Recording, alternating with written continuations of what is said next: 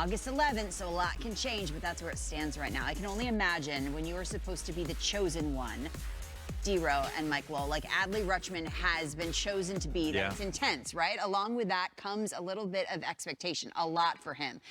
It took some adjusting, and now the swing plays, and more importantly, the presence, right, that position demands.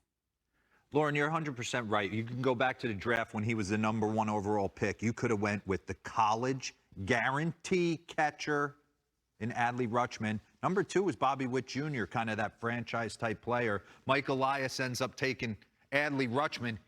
What'd you say before we came out here? Yeah, he's got the it factor. He's got the it factor. Yep. He really does. And there is a big comparison I could make with the 2010 Giants with Buster Posey after I saw him in spring training, and he went down to the minor leagues, and we all knew he was one of the 25 best guys. He was one of the 25. He was one. And when he showed up and we put him in the lineup and Bruce Bochy to watch our team kind of flourish, that's what Baltimore, they were 16-24. Bring that board up real quick. Take a look at this. Best records in baseball since the start of May 21st. And to your point, I mean, that's not coincidence. And to that point, D-Ro, you know, I think a young guy, like, can he command respect early?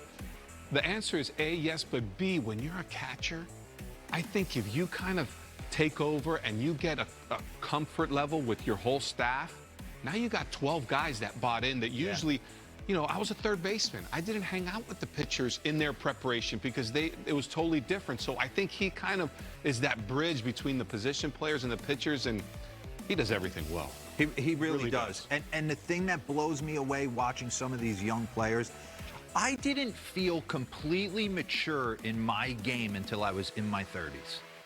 I felt like every year I tried to get a little bit better. I'm sure every guy does a little bit better at something. He's come up, he controls it. Listen, bring up the next board, bring up the season splits. He had 20 games where he scuffled and had to cut his teeth a little bit and get beat up. Here we go. Okay, first 20 games, he was hitting $1.76. And then all of a sudden, it's been this steady progression of him starting to dominate and control the strike zone. He does not swing at balls. No, and the other thing is, I don't think he allowed, let's go, because this doesn't wow me from what the expectations were. So you're going 44 games if you put it together, but the defense didn't suffer. Yeah. And I think when you get one of these young guys come in and you hit 4 home runs in your first 7 games, it's easy to be the cool guy and the game comes easy. When you scuffle in your first 20, now you're showing me what's inside here. You know, so I think to a certain degree, him struggling might have given him a little bit more street cred in that locker room, because he's like, hey, I'm still grinding every day. It's that, you know, we're going to look at the defensive numbers, what he does behind the plate. Yep. He runs well. He doesn't run well for a catcher. Like, he runs well. The sky's the limit for this guy. Get back into the B-roll here. Bring me up to Kikuchi at bat. I'm sitting there the other night. Adley Rutschman comes up to hit in a big spot. First AB. Get the boys going against the Toronto Blue Jays. We're going to hit you with some B-roll real quick here before we dive into the real good stuff for me. And I'm saying to myself, it's all about getting to count leverage, okay? Against Kikuchi. You know, he's got that hot heater and the slider down and in. First off, I'm swinging at that 1-0, 100%. He takes that pitch. That's a ball, right? He turns around, asks the umpire. So now, 3-1, pause this. 3-1. You can get me. Like, I'm going. Well, I'm in ultra swing mode, 3-1. You know why? Because I earned my opportunity to be in that. You know, he laid off pitches to put himself in that situation. What's he throwing here? He throws him... Cutter? Little slider? He throws him a little slider that you would have swung, probably hit out. Watch this take. I mean, just a power take, middle. I'm sitting there, 3-2. Now I'm panicking. He battles off a 94-mile-an-hour heater and spits on a down and in slider and works a walk. I would have been out or had a knock twice in that AB. And hey, 1 for 3, we'll take it. And he's standing on first base. Devin, bring me up at the StatCast board. Walk rates, K rates, chase rates. Take a look at this. So first 20 games, like you said, Mike, little nervous, trying to get his feet wet, struggling. Now he's doing exactly what he did in the minor leagues and did at Oregon State, where he controls the entire AB. He's not coming outside the zone. His K percentage has gone way down.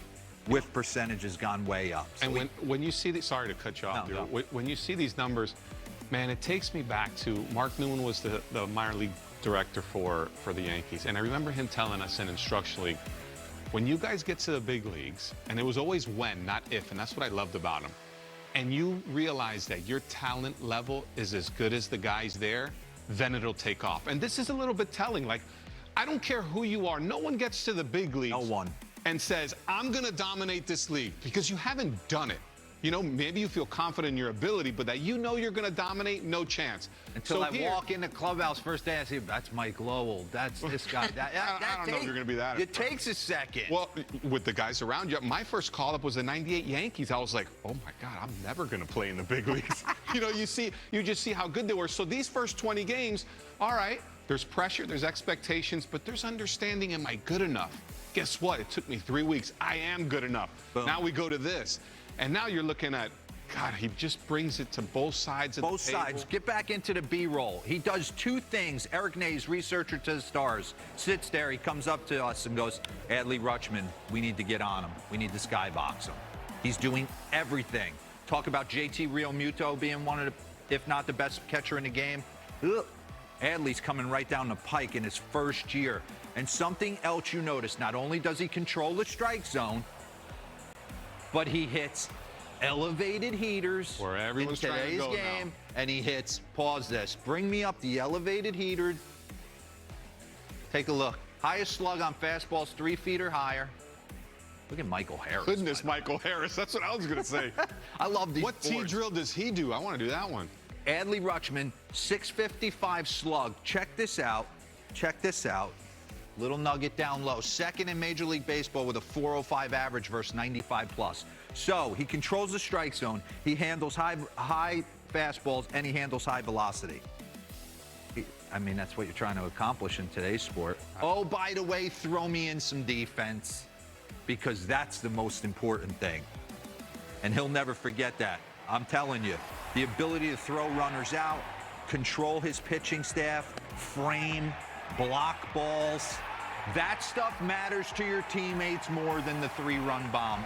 I promise you, over a course of 162, when your catcher's grinding, you had Veritek behind the dish. It changes everything. You know, and I tried seeing, hey, why are the Orioles doing what they do? And they don't really jump out at you as a team. They don't hit more than the other guys. They're kind of lower third, but it's these individual guys are much better when they're together than, you know, their individual, I guess, accomplishments. But I look at what Rutschman does here. I mean, this is elite. Defensive run saves. He hasn't played the whole season. Second base, that's boom, getting out and throwing the guy out at second. 4 lines called strikes, that's framing ability, where I think he's third.